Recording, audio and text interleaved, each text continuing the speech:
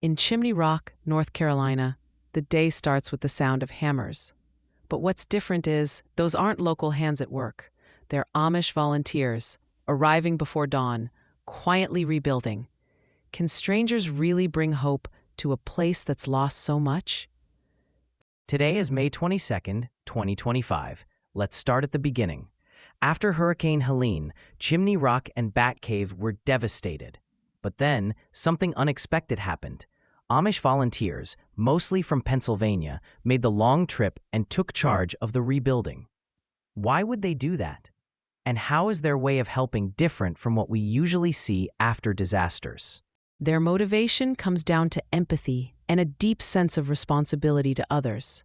One volunteer, Sadie, put it simply. She said, "We don't know what it would feel like to go through a storm like this and lose everything. It's nice to come down here to be reminded." Do you think that's a kind of empathy that's rare these days? Or is it something anyone could learn? Right, and it's not just about the buildings themselves. They're helping rebuild a sense of normal life, and they're not looking for attention. In fact, most of them avoid the spotlight. But the scale is huge. 5 semi-trailers packed with gear, all organized by volunteers. How do you even pull that off without a formal organization? It's remarkable. The Amish rely on strong organization among themselves, with clear roles and a lot of trust. They can get resources moving quickly because everyone is working toward the same goal. And it's not only about building things, it's about being present. Each day, people see new faces, new supplies, and steady work getting done. That, on its own, starts to shift how people feel. Some are even saying, "The future is bright now," which is a big change. The emotional impact is almost as important as the repairs themselves.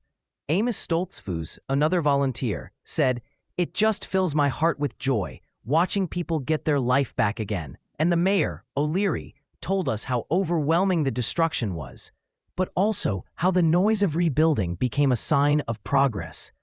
So how much of disaster recovery do you think is really about hope, not just construction? Honestly, a lot of it.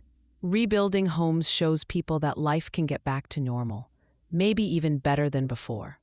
But when outsiders, especially people like the Amish, who are known for keeping to themselves, step in to help, that means something.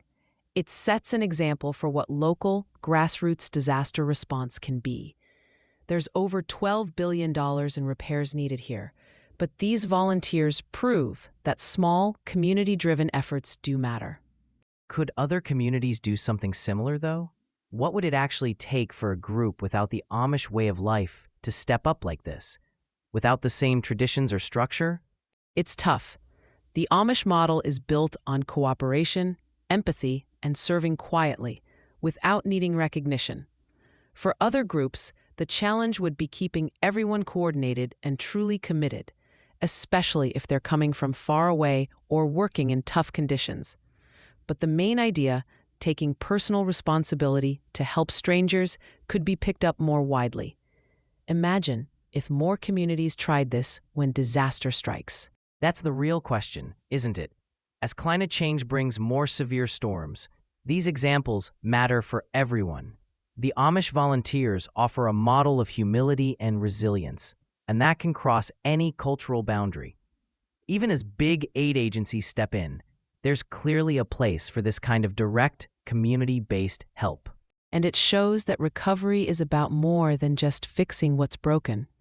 It's about rebuilding hope, restoring trust, and bringing people together again.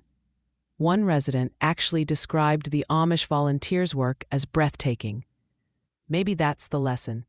Anyone can help, even if they don't seek attention for it. So, do you think we'll start seeing more grassroots efforts like this in the future? Or will large organizations still handle most disaster relief? It's hard to say, but what happened in Chimney Rock proves that even small, quiet acts of service can make a real difference, especially when things feel darkest. So we come back to where we started. Hammers at sunrise, strangers becoming neighbors, and hope being built up, one nail at a time. Thanks for joining us as we explored what community-led recovery really looks like. Thank you for listening. Today's episode was brought to you by mynews.studio. Try it now for free.